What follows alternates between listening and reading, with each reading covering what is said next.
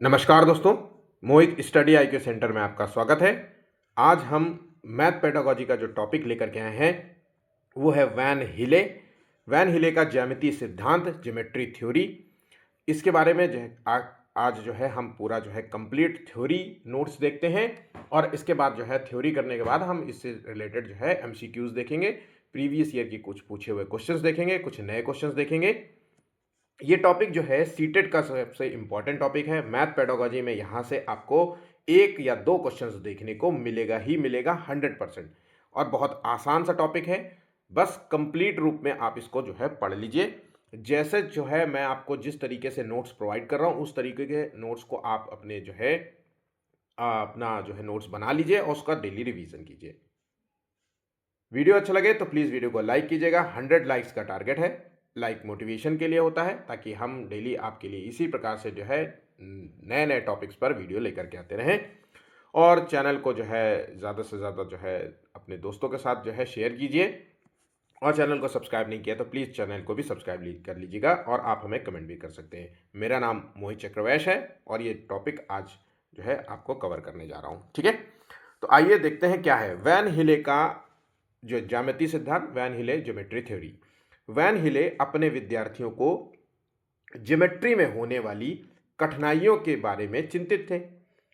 उन्होंने बच्चों की जो है ज्यामितीय सोच के स्तर को समझने के उद्देश्य से कुछ जो है अनुसंधान किया ताकि यह निर्धारित किया जा सके कि किस प्रकार की शिक्षा से बच्चों की जो है सबसे ज्योमेट्री समझने में अच्छी मदद हो सके। आप बिल्कुल सिंपल भाषा में मैंने लिखा है। देखिए, वैन हिले थे जिन्होंने ज्योमेट्री थ्योरी दी थी। ये इस बात से चिंतित थे कि बच्चे जो है ज्योमेट्री वाले जो सिद्धांत है, ज्योमेट्री जो थ्योरीज हैं उनको समझ नहीं पाते। तो इसके लिए इन्होंने जो है थोड़ा सा रिसर्च किया और ये पाया कि बच्चे किस तरीके से जो है ज्योमेट्री को बहुत आसानी से समझ सकते हैं, इसके बारे में कुछ बताया उन्होंने। ठीक है, नेक्स्ट पॉइंट है, इनके सिद्धांत की मूल अवधारणा यह है कि यह सिद्धांत बताता है कि छात्र ज्योमेट्री कैसे सीखते हैं और समझते हैं। ध्यान रखिएगा, ये पॉइंट बहुत इंपॉर्टेंट है। ज्योमेट्री कैसे सीखते हैं और समझते हैं, और ये जो है सीखना और समझ किस स्तरों से होती है, तो ये 5 क्रमिक स्तर बताए गए। जैसे पियाजे के संज्ञानात्मक विकास के 4 स्तर हैं, उसी तरीके से जो वैन हिले का जो सिद्धांत है, ज्योमेट्री सिद्धांत है, उसके सिक्वेंशियल लेवल जो है उसके 5 बताए हैं। 5 लेवल की अगर हम बात करें तो प्रत्येक स्तर पर, प्रत्येक लेवल पर छात्र जो है अपनी भाषा और तर्क का प्रयोग करता है। तो हर स्तर की अपनी कुछ क्वालिटीज हैं, कुछ गुण हैं, उसकी अपनी एक भाषा है, उसकी अपनी एक सोच है, तर्क है। तो उसी के माध्यम से ज्योमेट्री समझी जाएगी। इस पॉइंट को नोट कर लीजिएगा, हू बहू लाइन टू लाइन ये सब पॉइंट्स आपके एग्जाम में देखने को मिलेगा। जिस तरीके से मैं आपको पूरा जो है नोट्स प्रोवाइड कर रहा हूं, आपको पूरे यूट्यूब चैनल में आपको कोई नहीं देता है। ठीक है, इसलिए मैं यही कहूंगा कि प्लीज ज्यादा से ज्यादा अपने दोस्तों तक शेयर कीजिएगा इस वीडियो को और लाइक जरूर करिएगा। ठीक है, नेक्स्ट पॉइंट यहां पे देखिए दिया है, कोई भी छात्र, कोई भी बच्चा एक स्तर को छोड़कर अगले स्तर पर नहीं जा सकता।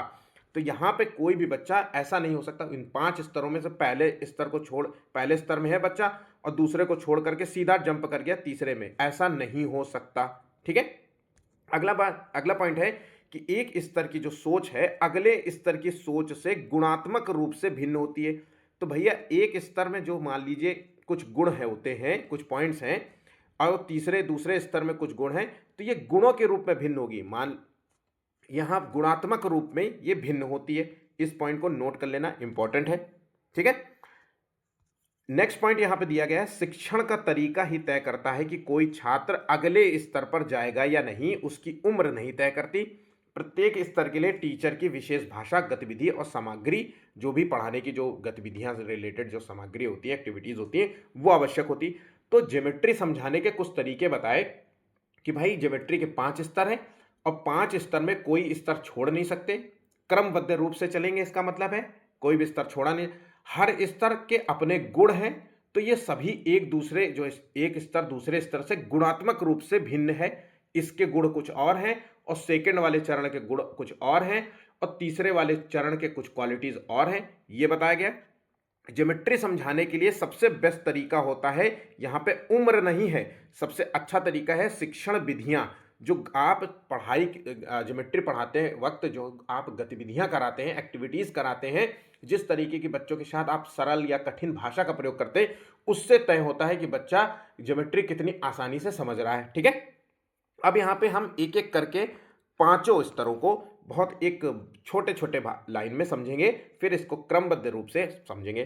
तो पहला जो चरण है जिसे हम दृश्य चरण कहते हैं, विजुअलाइजेशन कहते हैं, इसमें क्या होता है, दृश्य जैसा कि नाम है, इसमें सिर्फ केवल बच्चा आकृतियों को पहचानता है। जैसे ये त्रिभुज हो गया, ये वर्ग हो गया, ये जो है आयत हो गया, बस सिर्फ केवल बच्चा आकृतियों को पहचानता है। आप जो है पीजी एलकेजी क्लास के बच्चों को जब शेप्स नेम कराते हैं तो सिर्फ इतना ही तो बताते कि ये क्या है, this is triangle, this is rectangle, ऐसे ही तो बताते हैं।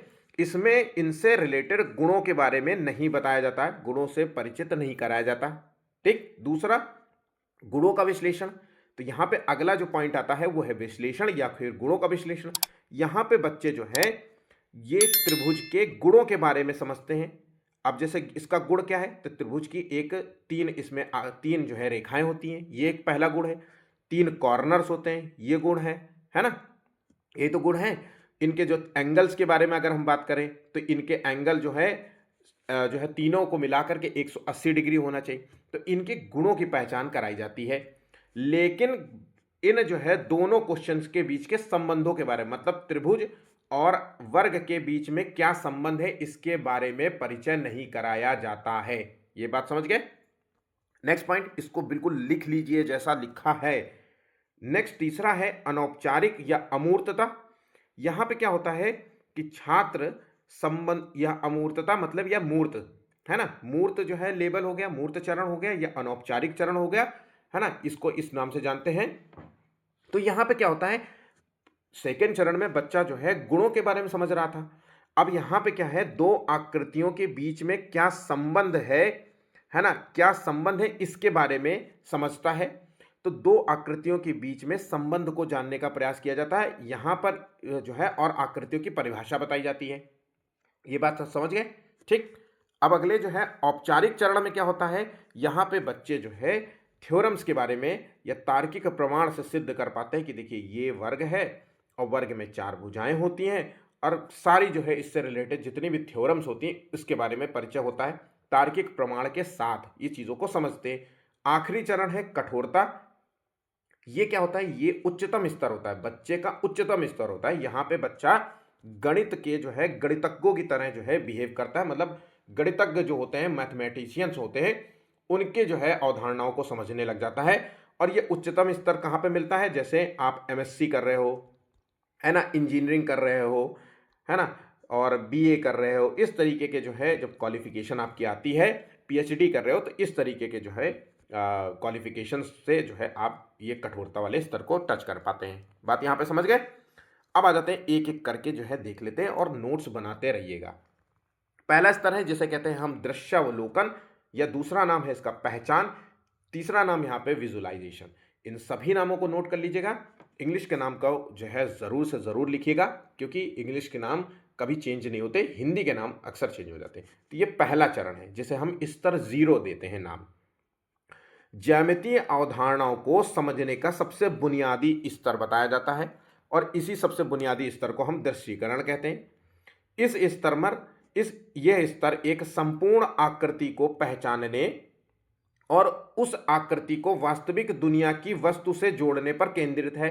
जैसे ये ट्रायंगल है, तो इस आकृति को पहचानना है, और इस ट्रायंगल का आकार किसके तरह होता है, तो ये पिज्ज़ा के आकार के जैसा होता है, या फिर ये एक समोसा के आकार के जैसा होता है। ये क्या है, ये एक स्क्वायर है, और ये मेरे घर की खिड़की के बराबर है, ये मेरे जैसी घर में खिड़की लगी होती उसके जैसा है। ये क्या है, रेक्टेंगल है, और ये रेक्टेंगल कैसा दिखता है, ये मेरे टीवी के जैसा दिखता है, मेरे घर में जो लगी हुई टीवी है। इस तरीके से ये अपने जो है वास्तविक दुनिया से जोड़ते हैं, और तर्क करने की इसमें क्षमता बिल्कुल भी नहीं होती, सिर्फ केवल आकृति को पहचानना है और वास्तविक दुनिया से जोड़ना है। ठीक है, इस लाइन को ध्यान रखिएगा, लिख लीजिएगा। उदाहरण से समझें कि बच्चे कह सकते हैं कि एक वर्ग या आयत एक खिड़की की तरह दिखता है, और इस स्तर पर जो है बच्चे आकृतियों के किसी भी गुण की पहचान नहीं कर पाते हैं। लेकिन उदाहरण के लिए ये एक वृत्त है और ये एक वृत्त नहीं है, ये कह देते हैं। ठीक है, बिल्कुल साफ साफ लिखा हुआ है। आई गेस आप लोगों को बहुत आसानी से समझ में आ रहा होगा, जैसे कि ये कौन सा शेप है, ये सर्कल है, ये क्या है, रेक्टेंगल है। बस इतना ही बता पाएंगे। पहला चरण क्लियर हो गया। अब आ जाते हैं दूसरे चरण पे, जिसे हम स्तर 1 नाम दिया है, विश्लेषण, जिसे कहते हैं एनालिसिस।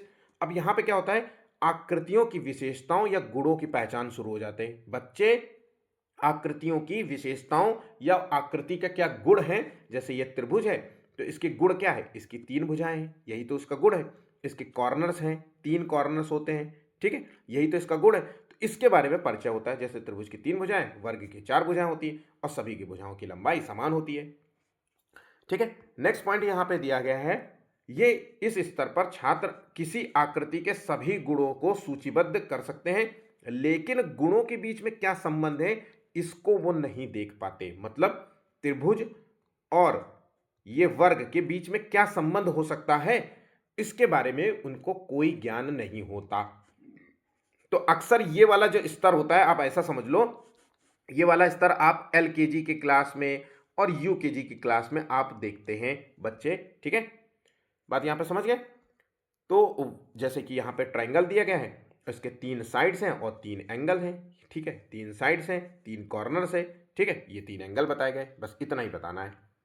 अब आ जाते हैं तीसरा चरण, स्तर 2 नाम दिया गया है, अनौपचारिक निगमन, अब्स्ट्रैक्शन या इनफॉर्मल डिडक्शन इसे कहते हैं।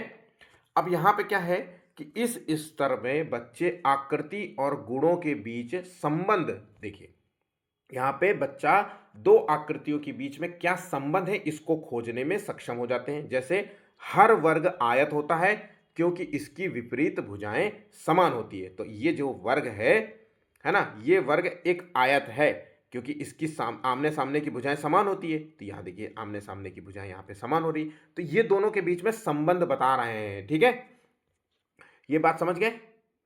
वर्ग, हर वर्ग आयत होता है लेकिन आयत वर्ग नहीं हो सकता। ठीक है, हर आयत वर्ग नहीं हो सकता, ये बात आप यहां पर बात समझ गए। ठीक, बच्चा वर्ग आयत समानांतर चतुर्भुज के बीच में संबंध को समझ लेता है। बच्चे परिभाषाएं देने में समझ लेते हैं, समर्थ होते हैं। वे अपने तर्क को सही ठहराने के लिए सरल जो है तर्क देने के लिए सक्षम होते हैं। जैसा कि मैंने आपसे कहा ना कि यहाँ पे एक वर्ग है और वर्ग के आमने सामने की भुजाएं सामने बराबर होती है। इसी प्रकार से अगर हम आयत की बात करें तो इसके आमने सामने की भुजाएं बराबर होती हैं, यही वो तर्क दे रहा है। ठीक है, अब आ जाते हैं अगला स्तर, जिसे कहते हैं कटौती या औपचारिक निगमन स्तर। ठीक है, इस चीज को ध्यान रखिएगा, औपचारिक निगमन स्तर, फॉर्मल डिडक्शन।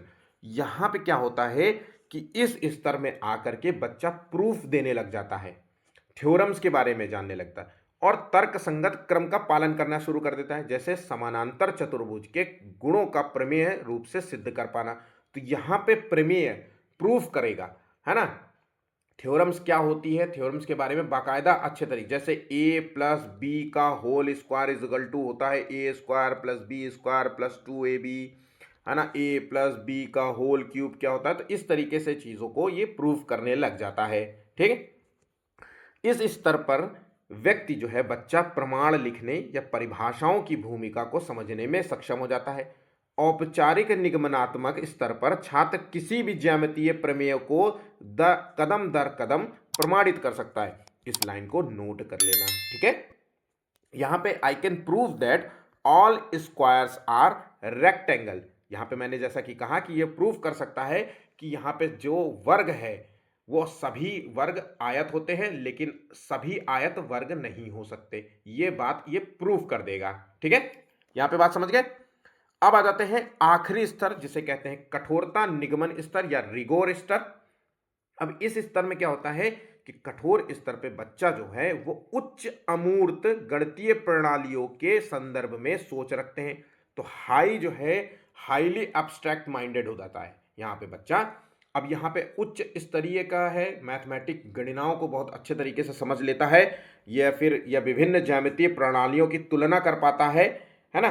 तो ये हायर एजुकेशन जब जाता है ना बच्चा, इंजीनियरिंग में जाएगा, एमएससी करेगा, पीएचडी करेगा, तब ये इस तरीके के जो है स्तर को टच कर पाता है। ठीक है, अब देखते हैं यहाँ पर जितना भी मैंने अभी आपको पढ़ाया है वैन हिले के संबंध में, वो टॉपिक बिल्कुल कवर हो गया है। अगर आपने अच्छे तरीके से इसका नोट्स बना लिया, 2 से 4 दिन आप डेली रिवीजन करिए, 10 मिनट में आपका ये रिवीजन हो जाएगा। यकीन मानिए 10 मिनट का ये टॉपिक मैंने आपको दिया है। अगर आप किसी बुक में पढ़ेंगे या किसी आप इंस्टीट्यूट में पढ़ रहे होंगे तो आप पाएंगे कि ये बहुत लंबा टॉपिक वो लोग पढ़ाते हैं, है ना। अब मैंने आपको बिल्कुल संक्षिप्त, बिल्कुल सरल भाषा में मैंने पढ़ाया है, ठीक है। अब आ जाते हैं इससे रिलेटेड क्वेश्चंस, ताकि आपके जो टॉपिक है जो मैंने पढ़ाया वो क्लियर हो जाए। तो वैन हिले सिद्धांत मुख्य किस विषय से संबंधित है? तो ये है ज्योमेट्री, ज्यामितीय गणनाओं से संबंधित है। आंसर हो गया ऑप्शन सी, ठीक है। अगला क्वेश्चन है, वैन हिले सिद्धांत में कुल कितने स्तर हैं? तो मैंने आपसे बताया कि 5 स्तर टोटल हैं इसमें। ऑप्शन यहाँ पे बी, पांचों स्तर के बिल्कुल क्रमबद्ध रूप से याद होने चाहिए, बिल्कुल भी मत भूलिएगा। नेक्स्ट क्वेश्चन है यहाँ पे, वैन हिले सिद्धांत का पहला स्तर कौन सा है? तो वैन हिले सिद्धांत का जो पहला स्तर है, जिसमें कहते हैं कि सिर्फ केवल आकृतियों को देख करके जो है समझता है कि ये कौन सी आकृति बनाई गई है, ठीक है। तो ये दृश्यात्मक है, विजुअलाइजेशन इसे नाम दिया जाएगा। ऑप्शन यहाँ पे बी सही जवाब होगा। नेक्स्ट क्वेश्चन है, निम्नलिखित में से कौन सी गतिविधि सीधे तौर पर वैन हिले के स्तर 1 पहचान, जिसे कहते हैं विजुअलाइजेशन, को बढ़ावा देती है? तो यहाँ पे सिर्फ एक ही चीज करना है कि आपको सिर्फ चित्र देखा गया होगा कि यहाँ पे कोण किस, इसको बिल्कुल गुणों को सिद्ध कर रहा है, नहीं। गुणों की तुलना कर रहा है, नहीं। यहाँ पे आकृतियों को उनकी शक्ल के आधार पे छांटता है। तो आंसर हो गया ऑप्शन यहाँ पे, त्रिभुज को समोसे के आधार पे, समोसे को त्रिभुज से मिला दिया, है ना। इस तरीके से आप यहाँ पे समझ रहे होंगे, ठीक है। किस स्तर पर विद्यार्थी बच्चे आकृतियों को केवल उनके स्वरूप के आधार पर पहचानते हैं, ना कि गुणों के आधार पे? तो यहाँ पे सिर्फ केवल उनका स्वरूप के आधार पे पहचान रहे हैं। तो पांचवे का क्या है इस यहाँ पे, उनका आकृतियों को केवल उनका स्वरूप क्या है, रूप क्या है, ठीक है। तो यहां पे आकृति, आंसर है बी, ठीक है। नेक्स्ट क्वेश्चन है, किसी बच्चे ने व्रत को गोल कह करके पहचाना, ये वैन हिले सिद्धांत का कौन सा स्तर है? तो व्रत को किससे कहा? गोल आकार से, पहिए से कह दिया। तो यहाँ पे ये पहला स्तर हो गया। ऑप्शन यहाँ पे ए सही जवाब है। वैन हिले सिद्धांत के अनुसार एक टीचर का मुख्य लक्ष्य क्या होना चाहिए? तो एक टीचर का मुख्य लक्ष्य क्या होना चाहिए? वो जल्दी से सूत्र याद कराए, या फिर परिभाषाएं पढ़ाए, या फिर छात्रों को अगले स्तर पर ले जाने के लिए उचित शिक्षण अनुभव प्रदान करना। आंसर हो गया ऑप्शन बी। मैंने जैसा कि आपसे पहले भी कहा था कि वैन हिले का जो ज्योमेट्री है, जो है सिद्धांत है, वो इस बात पे ज़्यादा फोकस करता है कि बच्चे को उचित शिक्षण जो है गतिविधियां करा करके ज्योमेट्री सिखाने पे, ना कि मैच्योरिटी, ना कि उम्र पर वो टिका हुआ है, ठीक है। तो यहाँ पे उचित शिक्षण जो है शब्द बहुत ही इंपॉर्टेंट है, ठीक। बच्चा कहता है कि आयत में 4 भुजाएं होती हैं और 4 समकोण होते हैं, ठीक है, 4 समकोण होते हैं। ये किस स्तर को दर्शाता है? तो यहाँ पे देखिए बच्चा क्या कह रहा है। तो यहाँ पे बच्चा किसी जो है आकृति के गुणों को बता पा रहा है। तो यहाँ पे दूसरा स्तर जिसे कहेंगे हम विश्लेषण स्तर पे है। ऑप्शन यहाँ पे बी सही जवाब होगा। वर्ग की पहचान बच्चा इस आधार पर करता है कि उसकी सभी भुजाएं समान है, उसकी सभी भुजाएं समान है, तो ये जान रहा है कि इसके गुण को बारे में जान रहा है। तो यहाँ पे विश्लेषण स्तर हो गया, ठीक है। वैन हिले का जो है सही क्रम हमें बताना है। तो पहला स्तर तो दृश्यात्मक होता है, दूसरा विश्लेषण होता है, फिर तीसरा अनौपचारिक स्तर होता है, और चौथा निष्कर्षण होता है। निष्कर्षण मतलब अनौपचारिक, डिडक्शन मेथड, ठीक है। और ये दृढ़ता मतलब कठिन, रिगोर कह सकते हैं। तो आंसर हो गया ऑप्शन बी, ठीक। अगला क्वेश्चन है, वैन हिले सिद्धांत के अनुसार एक बच्चा जो यह समझता है कि सभी वर्ग आयत होते हैं, लेकिन इस तथ्य को औपचारिक रूप से सिद्ध नहीं कर सकता, तो यह संभावित किस स्तर को दर्शाता है? तो यहां पे बच्चा जो है अनौपचारिक स्तर पर कार्य कर रहा है। ऑप्शन यहां पे सी है, स्तर 3, ठीक है। नेक्स्ट क्वेश्चन देखते हैं, एक छात्र ने समांतर चतुर्भुज के विपरीत भुजाएं समान होती है, इसलिए यह आयत से संबंधित है। तो यहाँ पे 12वें का देखिए आंसर क्या है, अनौपचारिक निगमन स्तर। अच्छे तरीके से रट लेना, ठीक है। और 1 से 2 बार और एक बार पूरा जो है 5 स्तर के बारे में पढ़ लीजिए, आपको चीज़ें क्लियर हो जाएंगी। कौन सा स्तर है गुणों के बीच तार्किक संबंधों को समझने में समझने से संबंधित है। तो यहाँ पे तार्किक गुणों के बीच में तार्किक संबंध की बात हो रही है। देखिए, तो पहला स्तर आकृति है, दूसरा गुणों का है, तीसरा जो है आकृति के बीच में जो है गुण आकृति के बीच में संबंध क्या है, तो इसको दर्शाता है। तो यहाँ पे आंसर हो गया निष्कर्षण, जिसे कहेंगे हम अनौपचारिक निगमन। ठीक है, तीसरा चरण है अनौपचारिक निगमन। नेक्स्ट है वैन हिले सिद्धांत में दृढ़ता स्तर सामान्यतः किस अवस्था से प्राप्त होता है। तो ये उच्चतम स्तर है, और उच्चतम स्तर क्या है मैंने आपसे बताया था कि यहाँ पे विश्वविद्यालय स्तर पे, जहाँ पे बच्चा एमएससी, बीएससी, है ना, एमकॉम, बीकॉम, इंजीनियरिंग, एमबीए, इस तरीके के जो है ग्रेजुएशन, पीएचडी, इससे भी ऊपर जाएगा। ठीक है, नेक्स्ट है वैन हिले सिद्धांत के अनुसार कौन सी चीज छात्र के स्तर को बदलने में सबसे अधिक सहायक होती है। तो यहाँ पे जो सबसे जरूरी है वो है उम्र नहीं, जन्मजात क्षमता नहीं है, मतलब हेरिडिटी का कोई संबंध नहीं है। यहाँ पे जो संबंध है वो है अनुभव और शिक्षण गतिविधियां इंपॉर्टेंट हैं। ठीक है, बहुत ही इंपॉर्टेंट क्वेश्चन है। मैं आपसे ये बहुत कहूँगा कि इसको नोट करना बिल्कुल भी मत भूलिएगा। वैन हिले के ज्योमेट्री चिंतन के स्तर पर मुख्य रूप से किस पर निर्भर है। तो अगर हम बात करें कि ज्योमेट्री बच्चे कैसे सीखते हैं, तो यहाँ बच्चे की उम्र से कोई संबंध नहीं है कि जैसे जैसे उम्र बढ़ेगी बच्चा ज्योमेट्री जान जाएगा, नहीं। यहाँ पे व्यक्तिगत जो है प्रतिभा भी मायने नहीं रखती है कि प्रतिभाशाली बच्चा है तो इसलिए बच्चे का स्तर जो है जंप हो जाएगा। ऐसा नहीं कह सकते कि अरे मेरा बच्चा पढ़ने में बहुत अच्छा है, वो सेकंड और थर्ड स्तर में नहीं, सीधा पहले से जंप करेगा सिर्फ चौथे स्तर पे, ऐसा नहीं होता। यहाँ पे जो शिक्षण की गुणवत्ता है और अनुभव है, इस पर जो है पूरा टिका होता है। आंसर हो गया यहाँ पे सी। ठीक है, निम्न में से कौन सा कथन वैन हिले सिद्धांत के संदर्भ में सही नहीं है। तो यहाँ पे ये स्तर क्रमिक होते हैं और किसी क्रम को छोड़ नहीं सकते, और प्रत्येक स्तर की अपनी एक भाषा है। ठीक है, किसी में आकृति को केवल देखना है, तो किसी में आकृति के गुण को देखना है, तो किसी में आकृति के संबंध को देखना है। ठीक है, तो अपनी एक भाषा है। तो यहाँ पे जो सही नहीं होगा वो यही है, ऑप्शन यहाँ पे डी गलत है। ऑप्शन यहाँ पे डी है, ज्यामितीय अवधारणाओं की समझ पूर्ववर्ती स्तर पर निर्भर करती है, ये बिल्कुल भी नहीं है, ऐसा नहीं है। ठीक है, क्योंकि हर स्तर गुणात्मक रूप से पहले के स्तर से भिन्न होता है।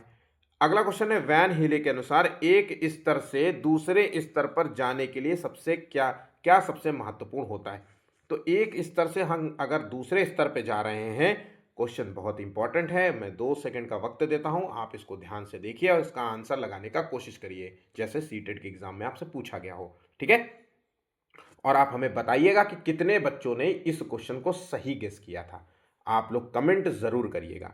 ठीक है, तो देखिए रट्टा मारना तो आप पहले ही काट दिए होंगे। यांत्रिक अभ्यास मतलब हम जो लिख रहे हैं, मैकेनिकल, जैसा हम लिखते हैं कंप्यूटर में पढ़ रहे हो या लिख रहे हो, इस तरीके का अभ्यास, या फिर जो है स्ट्रक्चर्ड टीचिंग, संरचित जो है शिक्षण कह सकते हैं। स्ट्रक्चर्ड मतलब होता है सही क्रम से पढ़ना, गतिविधियों से पढ़ना, है ना। जब आप किसी चीज़ को सही क्रम से गतिविधियां करते हुए सही शिक्षण नोट्स के साथ पढ़ते हैं, तब आप जो है किसी भी टॉपिक को अच्छे तरीके से कवर करते हैं। जैसे मान लीजिए यही पढ़ाई हो रही है, यही वैन हिले का सिद्धांत है, अगर आपने इसका नोट्स बना लिया क्रमबद्ध रूप से और उसका 2 4 10 बार रिवीजन कर लिया तो याद हो गया। इसी की तो बात हो रही है ना। यहाँ पर केवल उम्र और परिपक्वता का कोई संबंध नहीं है। बहुत सारे बच्चे अभी भी डी आंसर लगा रहे होंगे। ठीक है, चलिए आगे बढ़ जाते हैं अगले क्वेश्चन की ओर। 19वां क्वेश्चन है वैन हिले सिद्धांत के अनुसार स्तरों के संदर्भ में सबसे महत्वपूर्ण बात क्या है। तो यहां पे अगर हम स्तर के संदर्भ में सबसे इंपॉर्टेंट बात करें तो उम्र जो है, मैंने जैसा कि कहा, उम्र और परिपक्वता का कोई संबंध नहीं है।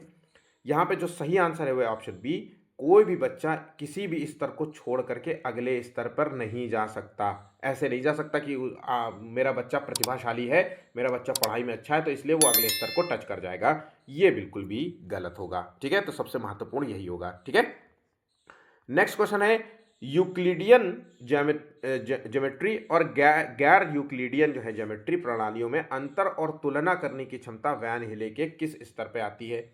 तो ये एक्सट्रीम पॉइंट होता है ज्योमेट्री का। तो यहाँ पे जो आंसर है अंतर और तुलना करने की क्षमता, ये आएगा ऑप्शन यहाँ पे, इसका आंसर है ऑप्शन डी। ठीक है, ऑप्शन यहाँ पे डी इसका सही जवाब होगा। नेक्स्ट क्वेश्चन है, वैन हिले सिद्धांत के किस स्तर में औपचारिक तर्क और प्रमाण आधारित ज्यामिति आती है? तो औपचारिक तर्क और प्रमाण आधारित ज्योमेट्री आती है। तो यहां पे देखिए 21 का आंसर क्या है, तो यहां पे ऑप्शन यहां पे बी सही जवाब होगा। ठीक है, ऑप्शन यहां पे बी सही जवाब होगा। नेक्स्ट क्वेश्चन है, जब छात्र यह समझते हैं कि समतल प्लेन ज्योमेट्री और गोला स्फेरिकल ज्योमेट्री की अवधारणाएं अलग अलग हैं, तो यह किस स्तर को दर्शाता है? तो यहां पे दो चीजों के बीच में संबंध को समझ रहा है। 22 का आंसर है। तो यहाँ पे प्लेन ज्योमेट्री और यहाँ पे अवधारणाओं की बात कर रहा है, यहाँ पे संबंधों की बात नहीं है, इन दोनों की अवधारणाएं ही अलग हैं। तो ऑप्शन यहाँ पे बी होगा, ये कठिन स्तर को जो है दर्शाता है। 22वें का आंसर हो गया ऑप्शन बी स्तर होगा। ठीक है, कठिन निगमन स्तर होगा, लास्ट वाला चरण है। ठीक है, दृढ़ता स्तर की मुख्य विशेषता क्या है? तो यहाँ पे दृढ़ता स्तर की जो मुख्य विशेषता है वह आकृतियों की पहचान नहीं है, प्रमेयों को याद करना नहीं है, औपचारिक प्रणालियों और स्वयं सिद्धों का प्रयोग। तो आंसर हो गया यहाँ पे ऑप्शन सी। ठीक है, 23 का आंसर हो गया सी। ठीक है, उच्चतम स्तर होता है। तो इस तरीके से हमारा जो है यहाँ पे टॉपिक जो है कवर हो जाता है, खत्म हो जाता है। वीडियो अच्छा लगे तो प्लीज़ वीडियो को लाइक ज़रूर कर लीजिएगा। मेरा नाम मोहित चक्रवैश है। आज का जो है टॉपिक यहाँ पे समाप्त होता है। लाइक करना बिल्कुल भी मत भूलिएगा, शेयर कीजिए अपने दोस्तों के साथ। चैनल को सब्सक्राइब नहीं किया था प्लीज़ उसको भी कर लीजिएगा। धन्यवाद।